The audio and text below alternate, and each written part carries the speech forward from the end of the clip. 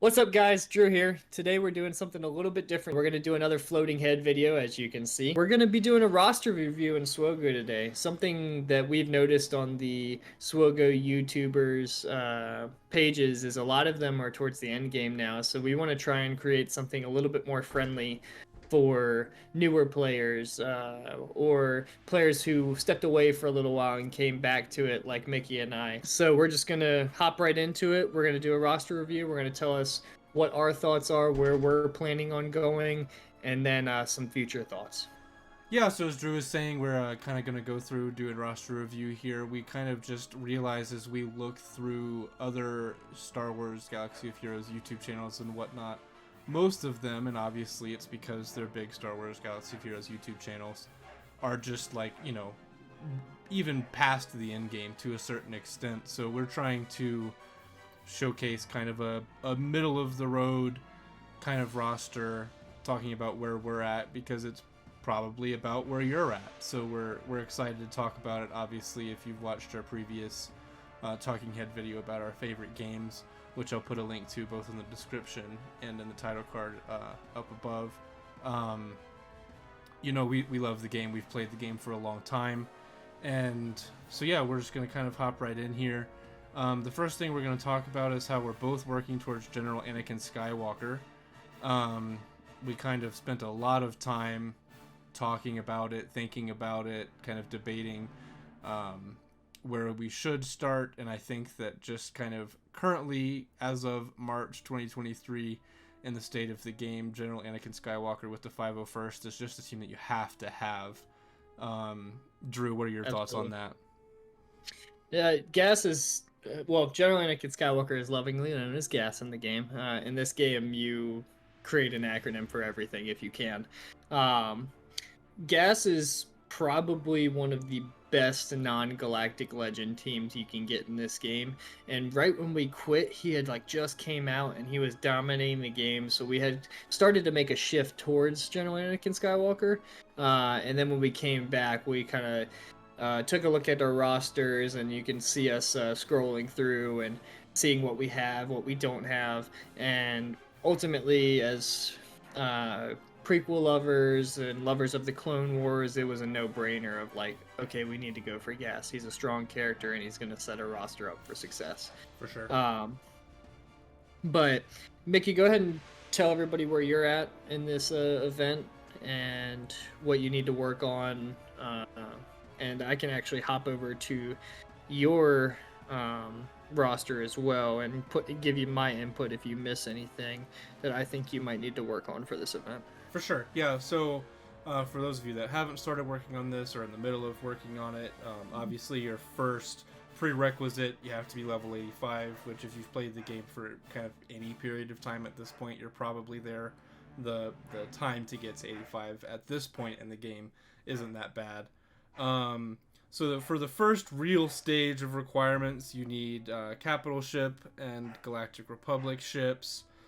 So to get through this event, I used Mace Windu, I had Anakin Starfighter, Ahsoka Starfighter, I think this is Obi-Wan Starfighter, or I'm sorry, it's the Jedi Consular Starfighter. And honestly, that stage, first stage, I found pretty easy. Just galactic ships, if that's something that you work on at all. Umbaran Starfighter is something that's big for a lot of later game ships and stuff like that, especially if you're running the Negotiators or Capital Ship. The next phase, which this one was a little bit trickier, you have to have Padme, which you have to do the Padme event to get Padme, and I don't know if you remember, Drew, but that event at its time was really difficult. Well, the way I did is I kind of cheesed it. I don't know if you did or not. There's kind of two different routes you can take that are pretty efficient. One, you can do the Geonosians, and that'll help you and your guild get Wat Tambor later on, which is something we slacked on. Yeah. The way I did it is I leveled up my Jango Fett really high, and then he was at a point where he could almost solo the thing, and I just had to have other 7-star characters in there with him. So that's how I beat it. It was relatively easy. I don't remember when Padme first came out whether or not Jango was in the game, so it definitely was a difficult event. Yeah, yeah. But those are the two ways I definitely recommend it now, is whether or not you want to be a good guild mate, which some people are supportive of, some people aren't, or whether you want to be as efficient as possible, get a gear 12 or relic Django and then just stomp it. Yeah, yeah. So in addition to Padme, another reason that this kind of general squad here takes some time to get up to is, I mean, you know, you have to have Kenobi, which to get Kenobi, or, you know, this is not just Kenobi, you have to get General Kenobi, and that's from the tank raid, and so if you've played the game again for any kind of period of time, you're gonna have that. It just kind of, I mean, you can, our guild sims the tank raid. You have to have worked on your Ewoks because you have to have C-3PO. I know a lot of people kind of put off working on getting C-3PO just because I they was don't. one of them. Yeah, Drew was one of them, just because they don't want to play with the Space Bears because they're a little obnoxious to gear up and to level up and to star out. Shakti, I think she was just a grindable character, so that wasn't too bad, and I believe the same thing for Ahsoka. Ahsoka you can even buy out of Ahsoka. You can even buy out of one of the shipment stores. I believe she is Cantina. Yep, she's Cantina. Oh, gotcha. Energy. Yeah, so she's Cantina Energy, so that's an easy one. I've definitely leveled up some of these characters since beating the event. Like I don't think I had all of them relicked out. But again, this is a relatively difficult stage. Or I struggled with it at least. Now, to be fair, I don't mod correctly, never have. I always have to kind of go to Drew's expertise on mods and get his help. The next phase, you borrow Anakin Skywalker. You know, that's kind of an easy one to beat. It takes seconds to beat that stage. And then this is the stage that I'm currently on that I'm really almost ready for, actually. It'll probably be another couple weeks and I'll be ready to knock it out. But you need kind of separatists, but specifically you need Asajj, Magna Guard, B2, Droideka, and B1. My Asajj and Magna Guard are completely ready to go. They're even at the recommended stats. My B2, I relicked him yesterday, I believe, so just probably put another relic or two into him and get him to that 22,000 power mark. I 7-starred my Droideka recently, so I just have to get hit geared and relicked up the rest of the way. And then I have to finish starring my B1. I'm at 8 of 100, so that'll probably take... I normally get about... a month or so. Yeah, I normally get anywhere from 3 to 7, depending on the day and how many times I decide to refresh that particular battle. What's funny, it's funny because we're almost on track with each other. Because where I'm at right now is I have been completely hard stopped because of my ships, and particularly my capital ships. So I have to wait one more month for endurance to come back around because I didn't even bother to do ships half of my time. All I did was focus hard into mods and gear. So now, because to be fair, when we started playing the game, I mean, like, I'm not gonna say there was no reason to have ships, but like you didn't have wasn't an incentive. You didn't have these epic confrontations and the legendary characters that required ships and stuff like that. I mean, I don't even remember the highest type of legendary character when we were. I mean, Revan was like Revans the big were deal. the top. CLS was still a really big deal. So I mean, really, since I mean, you know, we both had Chewbacca and C-3PO and stuff like that, but they really have revamped the system for legendaries, and which really is fun because it makes you really stretch your roster and level up other parts of your roster that you wouldn't otherwise. And I mean, you're always able to follow what's going to be happening in the game. Like right now, they keep releasing marquees for Tusken Raiders, so obviously something happening regarding a legendary character relatively soon is going to require Tusken Raiders. Well, it's definitely the raid, the Crate Dragon. Yeah, the Crate Dragon raid as well. But I mean, I feel like they would, you know, Drew and I speculate that Cobb Vanth is going to be a character that comes out soon that's going to probably require Tusken Raiders and probably one or two of the Mandos and stuff like that. If not the reward for the raid. They haven't really come out with that either. But it very well could be a style of gear similar to the Challenge Rancor.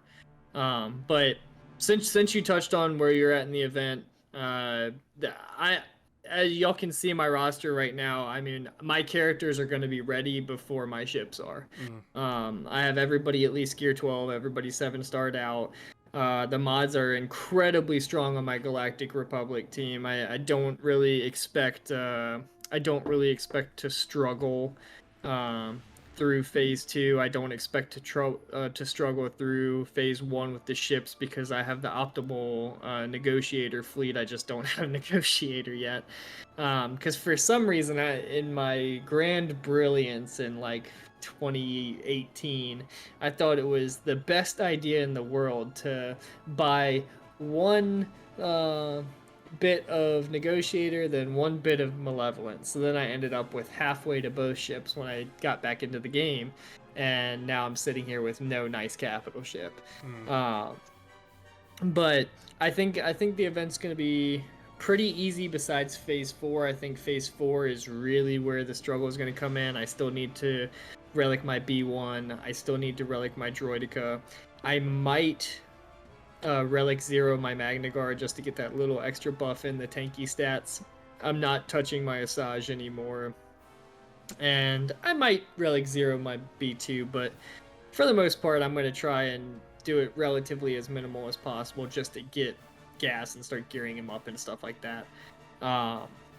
But we're really excited to have him. I mean, I have, as you saw in my scroll through, I have my clones relatively strong for Yeah, that's for gas. another thing. I mean, your 501st is practically ready to go. You already used that as a viable team with Shakti as a lead.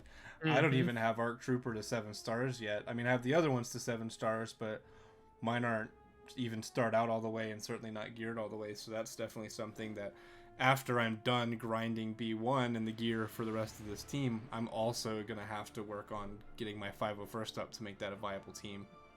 Absolutely. Not to mention we're going to have to buy the rest of the gas shards. Yes, which is going to be a pain. You probably have a good bit saved up, but I do not.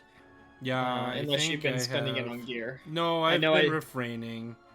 I know I told you to stop. I have 6,000 right now. Okay, that's not bad. I think you need like 70k total or something like that. It's probably, yeah. It's a fair amount of currency that you need in order to get both gas and Malik up.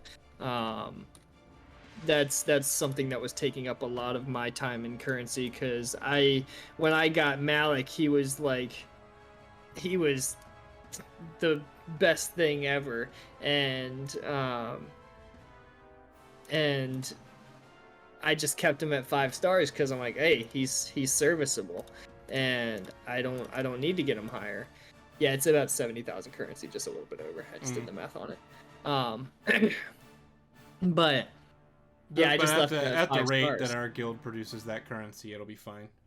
Yeah, we'll be perfectly fine now as long as we refrain from buying gear. But I think it's really interesting how you and I approach events and our roster building, because yes, you definitely have a wider roster than me because you focused on making it wider.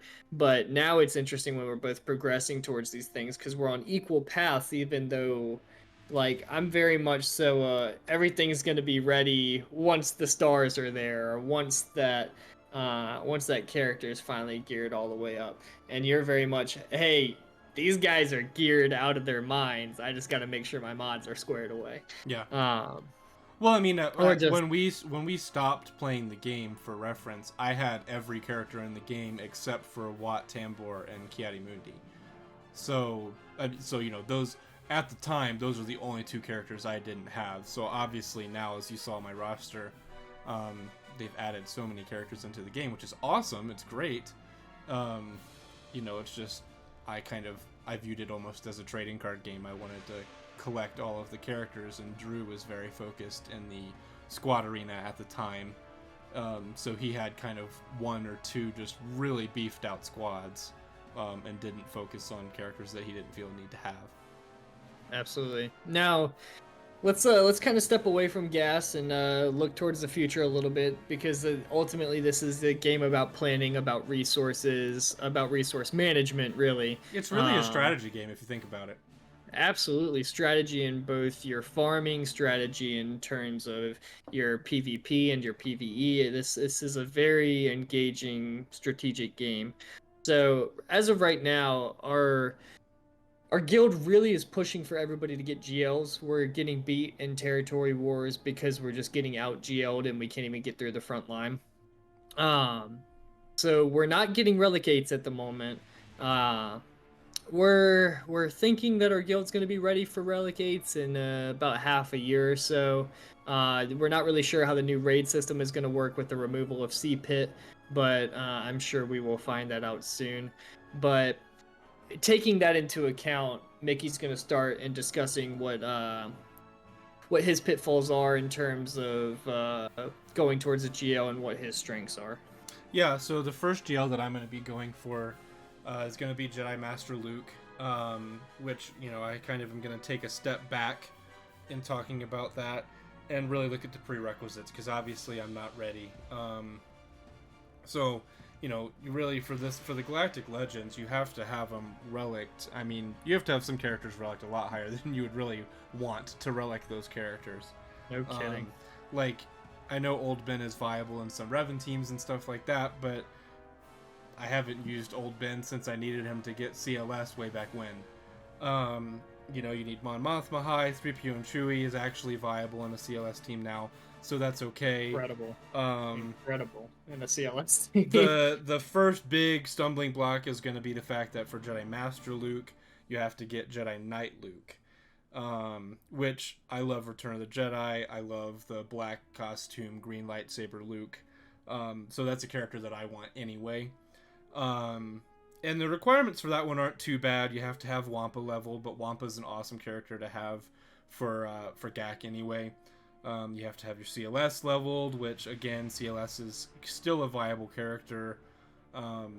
So that's something that, you know, again, like, sure, a little bit of a, you know, point of entry error there, but I only have to get him up another 5,000 power or so, and I don't even have him relicked yet, so that's not going to be too hard. Looking at it now, actually, Tier 3 is going to be the first area where I really need to grind a little bit, because you have to have 3PO, you have to have Chewbacca, you have to have Rebel Officer Leia, but you also have to have Captain Han Solo, and I only have him at 4 stars right now, just because, I mean, at the time he came out, like, this was really before, in my mind anyway, and Drew, you can hop in here, but this was kind of, he came out before there was a lot of strategy into, alright, well, we're going to release these characters so that people know they need to grind these characters for this big character that's coming out. Yeah, there wasn't a hardcore path. The good thing about him, at least, though, is he's on the Cantina farm, so you're not limited to 5 a day. Nice. So you could actually probably get him up pretty quick, as long as you have a decent crystal build up and you manage everything right on those 100 crystal refreshes and getting that at refresh in the middle of the day. It's at noon for me, where you get about I don't remember how much energy it is, like 50 energy. So you can actually get him up pretty quick. Nice. With the Cantina farm, and it looks like he's accelerated rate too, so you should be, he's 2 shards. Nice. Yeah, 2 so shards.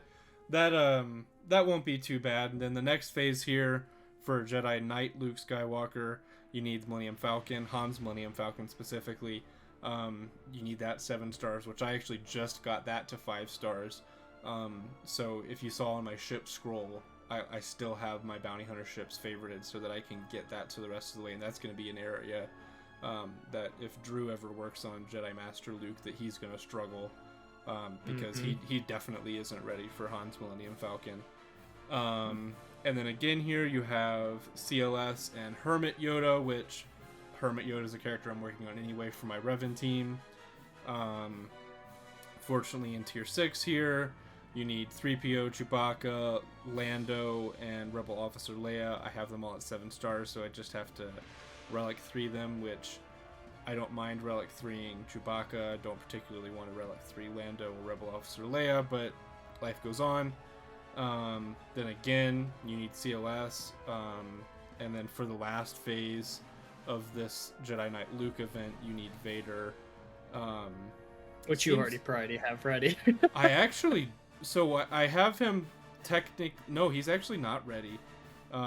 He's at Relic 2. He has to be Relic Okay. 3, but recommended is Relic 5. So he's currently at 28,000 power, and the recommended power is 33,000.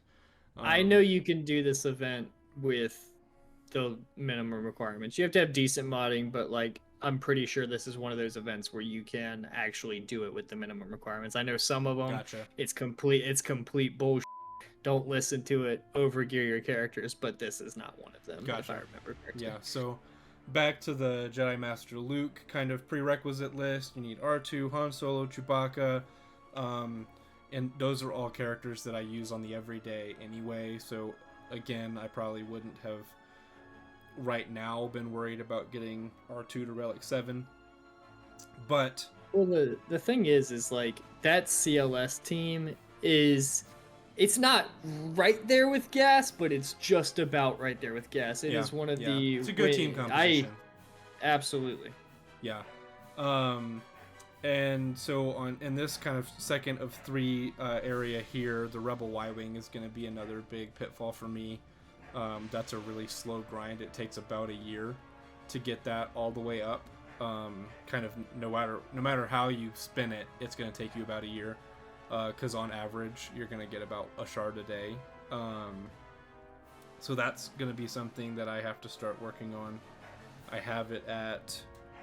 I don't even have it yet. It's at 12 of 80. So I really need to start working on that. And then the last chunk is Princess Leia. Again, Hermit Yoda. You have to do Wigs, Wedge, and Biggs. Which, you know, if you've played the game for a while, you know that they used to be really fun and really good characters to have. And then you need Lando again there. So fortunately, at least, they're kind of cycling you through similar characters. It's probably a total of like, I don't know, I think it looks like it's probably 12 or 13 characters that you have to have leveled up. And you know, like I need Lando and Hermit Yoda for Jedi Knight Luke, so I'm already going to be working on them and stuff like that. So that'll be even though it seems far away, Drew and I definitely determined that I was closest to Jedi Master Luke in regards to my first GL, which you know biggest, kind of blows my mind that thing people have multiple GLs. It's just the biggest like, how's thing your I roster saw. that big? Go for it. The biggest thing I saw, and y'all probably are looking at it like a sore fly, like a. I completely just had a tongue twister. It's the elephant in the room. It's your Relic 7 Jedi Training Ray. I saw that, and just thinking about the Rex in my mind, I'm like, that is the requirement I would be least willing to do. Because Drew doesn't even have Jedi Training Ray. Yeah, I don't even have her. I don't want her right now. I know Old Ben is, or not Old Ben. I know JML is good. He's great. He can carry you through Conquest, but I just look at that and I'm like, I'm not ready to do that yet. And honestly, like even your Old Ben, like everything else I can stomach in these requirements. Everything else, like yeah, the Rebel Y-Wing is going to be probably one of the longest things for you because it's just a hard cap on a year unless you just start paying money. Yeah. But I can stomach all of these requirements aside from probably the Lando and the Jedi Training Ray. So the instant I saw you had one of the hardest rec is a toss up between Jedi Knight Luke and Rebel Y-Wing, but by far the hardest one in my brain is Jedi Training Ray. I saw that you had that and I was like, it's a no-brainer. And you love the original series and you love the original trilogy, and I just thought this is a no-brainer. This is all up your alley. Yeah, because I mean, you know, thoughts on the sequel trilogy aside, it's Luke, so you know you can put all of your feelings aside at the end of the day, regardless of how the character was handled. Jedi Master Luke is still Luke Skywalker, so it's a character that I want to have. And piggybacking off of that, I have up on my screen right now what I'm going to be working towards. Now, and that's Sith Eternal Emperor. he is definitely, and I might catch some hate here in the comments for this, but he is definitely the worst Galactic Legend. But well, his PvE use is minimal. His PvE use is minimal. He is very strong offensively in PvP, which is part of the reason I'm going for him, but also I just have an infatuation with the Sith. I'll go ahead and open up my Sith characters. Now, granted, that same thing as Mickey back in the day, I had them all. I had them all geared up. I was leaning heavy into the Sith. Those were my main teams, aside from the Jedi Knight Revan. So just leaning into that, I'm like, I have most of these requirements, at least in terms of the Sith, besides Sith Marauder, at 7 stars and relatively geared, and I can make use of those teams. So I was like, this is a no-brainer. I want an excuse to get my Vader to Relic 7. I want an excuse to get my Jedi Knight Anakin to Relic 7. Where my pitfall is, and what's going to take me a while to build up, is the Empire characters. But at the same time, with these Empire characters, another one of those teams that just punches above its weight is Imperial Troopers. I just haven't found the excuse to farm them until I get to Sith Eternal. And just looking at everything, taking into account that we're not getting relic gates right now, I think this will be the quickest way for me to get a Galactic Legend and be able to support our guild, be able to take a step towards the next thing I'm going to talk about. And well, we're actually going to do both of this next. But I'll keep it pretty short with Sith Eternal. I think that's why I want to go for him. It just makes the most sense for me. It'll get me Imperial Troopers. It'll ramp up my Sith even more. It gave me the excuse to drop the Omicron on Savage, and then with Maul as his leader, I even have a little squad in my GAC 5v5 called Brothers, where I literally just take Maul in as the leadership and then Savage with him. It has a lot of dodges. Savage ramps himself up. He's pretty hard to kill. Now, obviously, the way I have them geared, you can't really take them against fully reliced out teams, but they can punch up above their weight. I've actually been pretty impressed with it. But the next thing we're going towards, and this was the main decision that informed my decision on going for Sith Eternal, is Executor. So, as Mickey was saying, when we did fleets, there was nothing really incentivizing you to go there. But now, I would argue we're mid-game players. We're not quite beginners. Maybe we're beginner to mid-game since we don't have a GL yet. But ships can really, really, really kickstart your roster. the crystal production in low tier or high tier, depending on how you look at it, for ships is just really beneficial, and it really helps you to pick up the game. And I mean, we both decided to go for Executor just because we both have some of the requirements already, and given the other legendary ships, I feel like the Executor is the one to go for.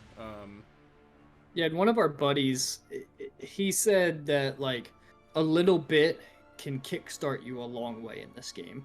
So taking the time away from the Gucci prequel Galactic Legends that we really want, Lord Vader and Kenobi. But if we went with our heart, that's who we would go for, and you'll probably see a little bit of that later. But the crystal production just expedites everything.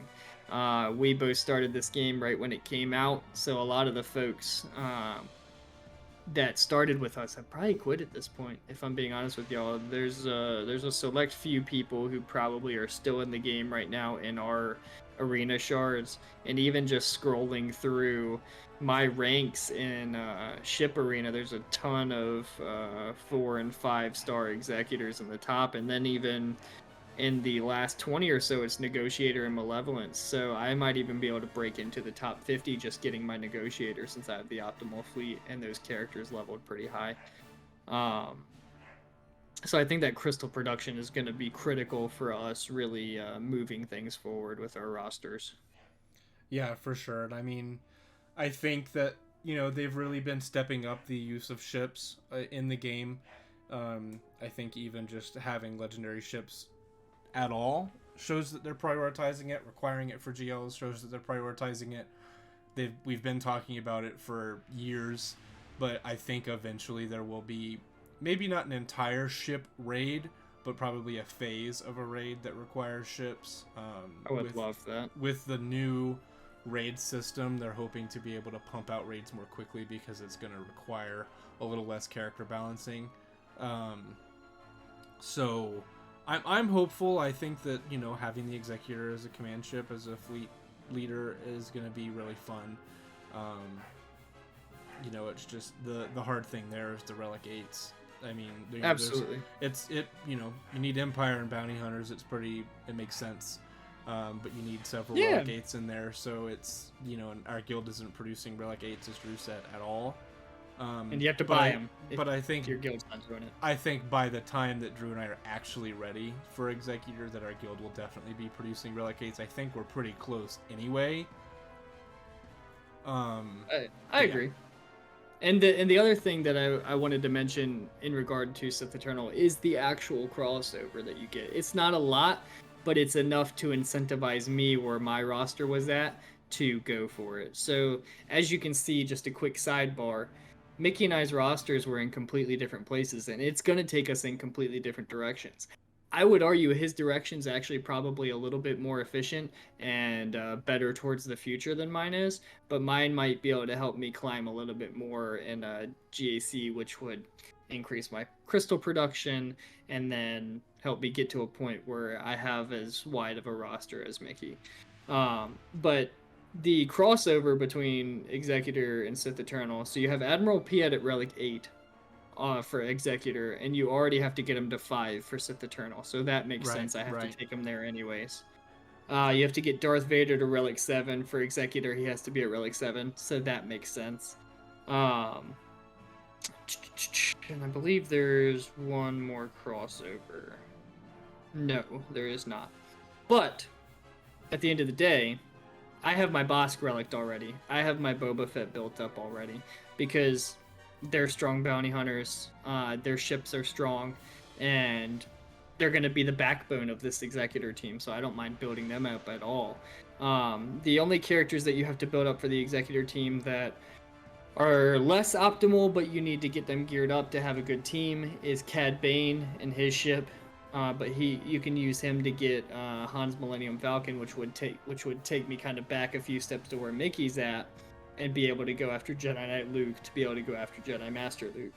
And then you have to farm Beskar Armor Mandalorian because his ship is also required. And one helpful tip for everybody listening is buy your Razor Crest shards in Ship Arena, because right now I'm at 133 out of 145 purely just through buying it in Ship Arena. I don't even have to do the Proving Grounds.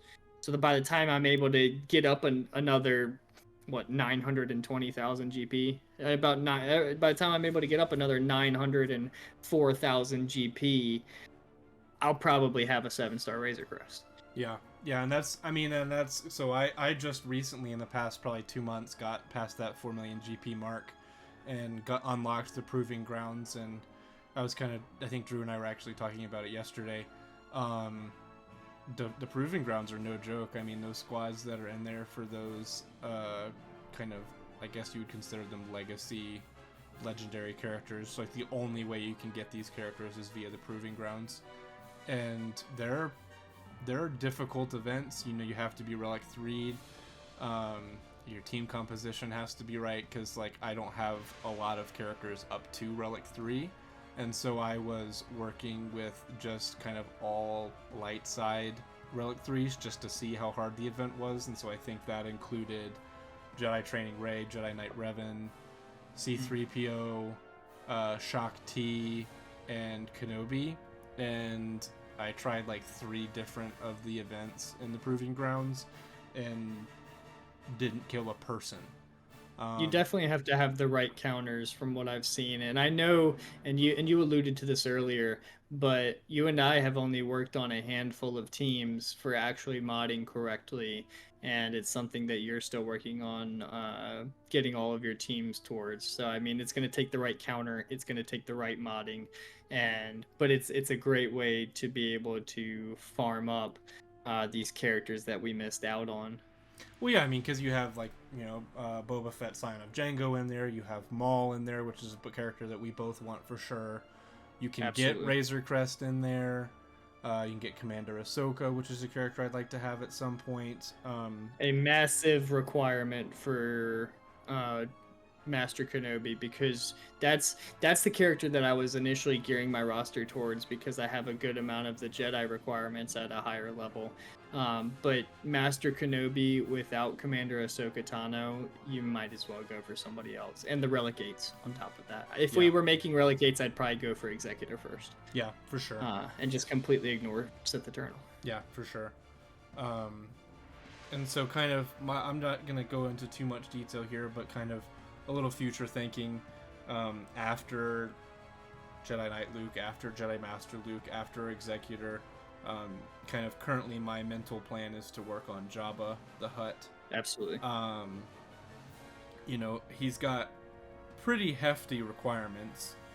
But at least at this point in the game, I don't see a lot of Jabbas. We don't see a lot of Jabbas. Oh, absolutely not. I mean, our guild doesn't have one. I think our guild has 3 Galactic Legends in it, and they're all Supreme Leader Kylo Ren. Or Sith Eternal. Oh, yeah, or Sith Eternal. Those are kind of the two stereotypical, gun for this first. They are the easiest to get. Yeah. Which is another reason I decided to go for Jedi Master Luke, in addition to the fact that I'm kind of closer to those requirements. I think having variety in the Galactic Legends and requiring other teams in the Territory Wars to have...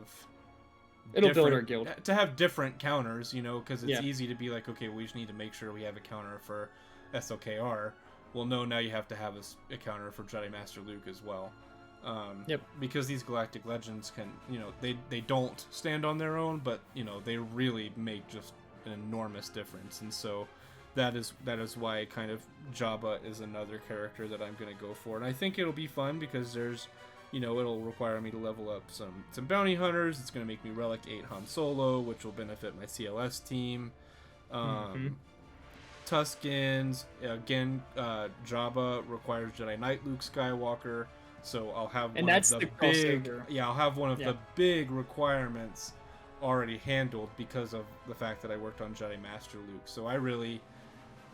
It's almost a linear path for me from Jedi Master Luke to Executor to Jabba. One could argue that I don't have to do Executor between Jedi Master Luke and Jabba, but also... You totally could.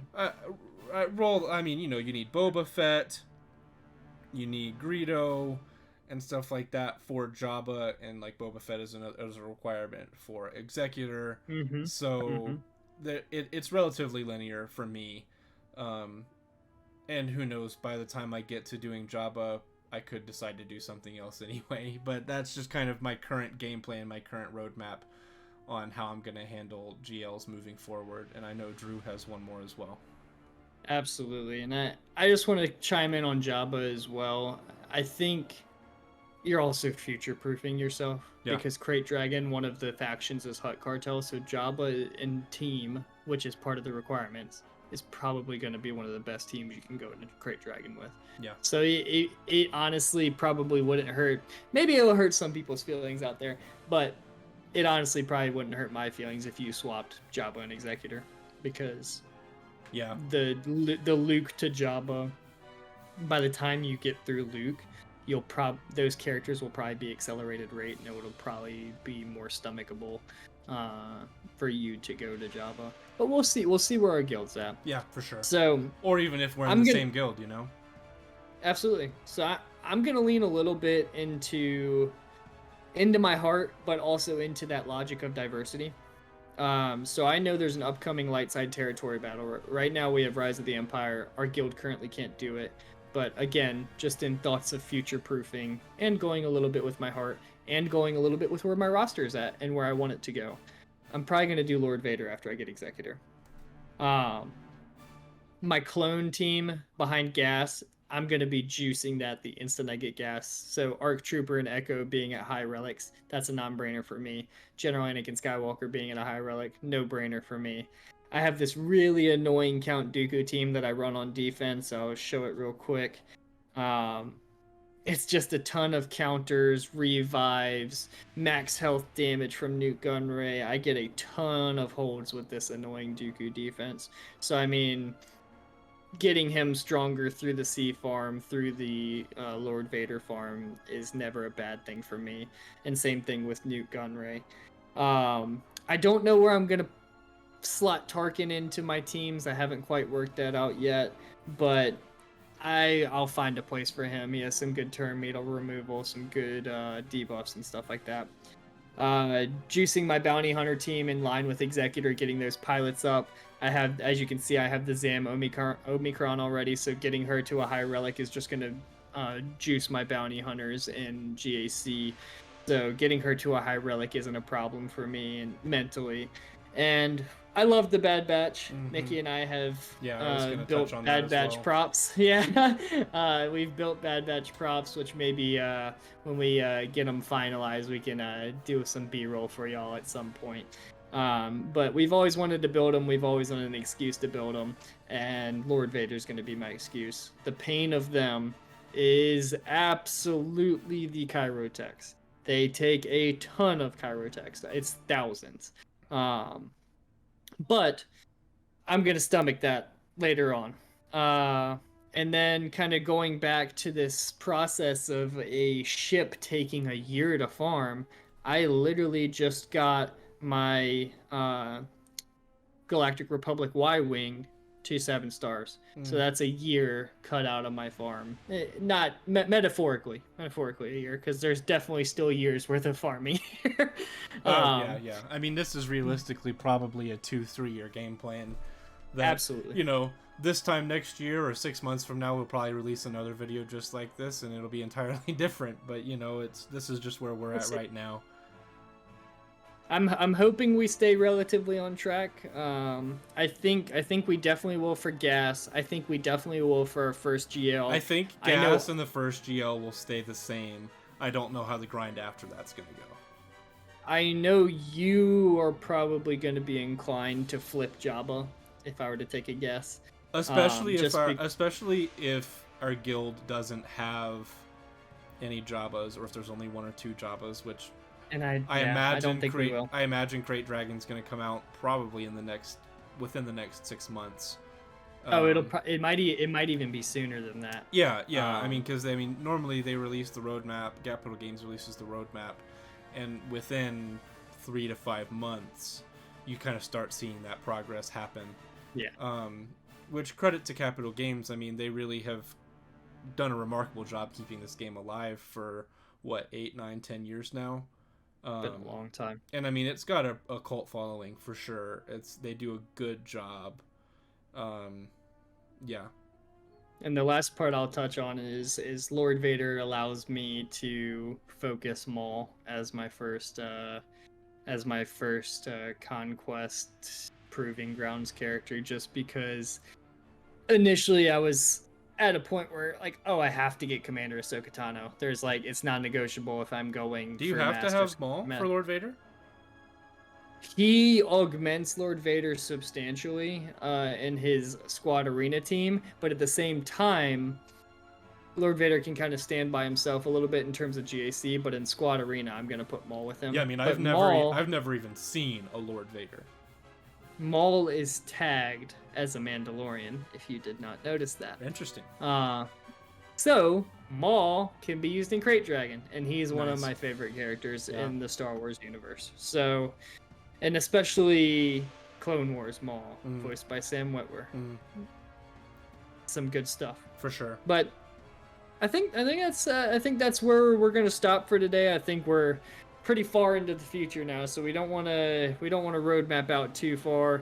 And as you can see, different rosters lead to different decisions, different interests lead to different decisions, and at the end of the day, we're just having fun.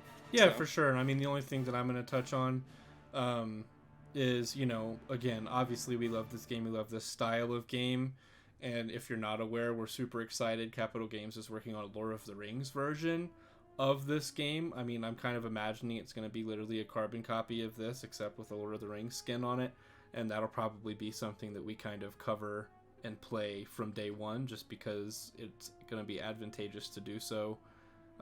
You know, if we could have really played this from day one, we totally would have. We played it from pretty close to day one.